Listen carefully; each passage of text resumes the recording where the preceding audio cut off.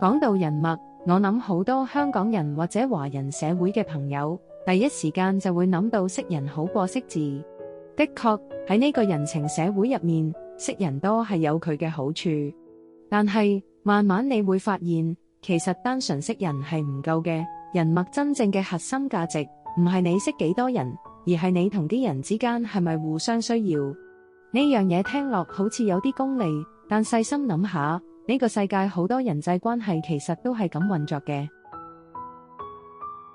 試下諗下，你有冇試過咁嘅情況？有啲人平時好少聯絡你，但一到佢有事求你，佢就會揾你幫手。或者相反，你又有冇試過咁樣對人呢？當然，朋友之間互相幫忙係冇問題，咁先叫朋友嘛。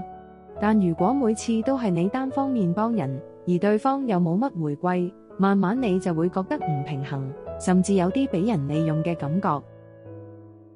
呢度就牽涉到一個問題，人脈嘅維持唔係單靠一方嘅付出，而係靠雙方都覺得有價值、有需要。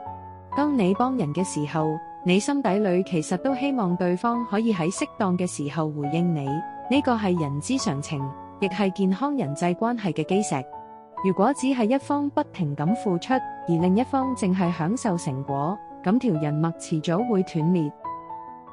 講到互相需要，好多人第一時間會覺得係利益交換，即係你幫我，我幫你，大家係純粹因為利益先走埋一齊。但其實互相需要唔係咁簡單同冷冰冰嘅嘢，佢可以係好多唔同層面嘅需求。例如情感上嘅支持，有啲朋友唔一定可以幫到你解決實際問題，但可能佢陪你傾下偈，分擔下心事，已經係一種需要。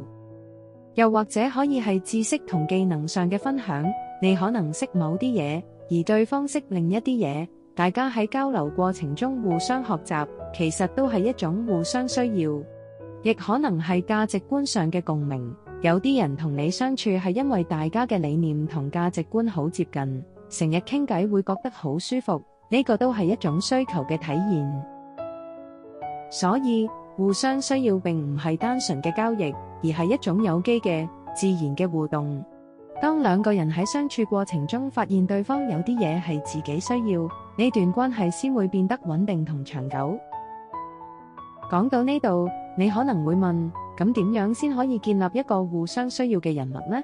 我覺得有幾個關鍵。首先，你要提升自己嘅價值，你要有啲嘢係值得人需要嘅，例如你嘅專業技能、你嘅經驗或者你嘅人品，呢啲都係可以成為你嘅價值。當你越有價值，自然會吸引到啲同你有需要連結嘅人。其次係了解對方嘅需要，唔好淨係成日諗住自己想要啲乜，試下多啲觀察或者問下對方需要啲乜。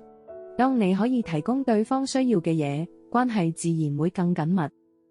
當然，持續投入亦都係好重要嘅，人脈係需要經營，唔係話認識咗就算數。你要喺適當嘅時候主動聯絡對方，保持互動，唔好等到有事先揾人。最後就係要真誠對待，人係有感覺嘅，如果你只係為咗利用人而去接觸對方，對方遲早會感覺到。相反，如果你真心為對方着想，對方係會記住你嘅。人脈嘅特質唔係認識，而係互相需要。呢句說話係提醒我哋要喺人際關係入面揾到平衡。識人多唔代表你嘅人脈強，真正嘅人脈係睇你同對方之間有冇實質嘅連結同價值交換。當你能夠喺關係入面提供價值，而同時又得到對方嘅價值，呢段人脈先至係有意義嘅。最後，記住一件事，人脈係雙向嘅，而唔係單向嘅。與其成日諗住點樣去識多啲人，不如諗下點樣令你自己變得更加值得人需要。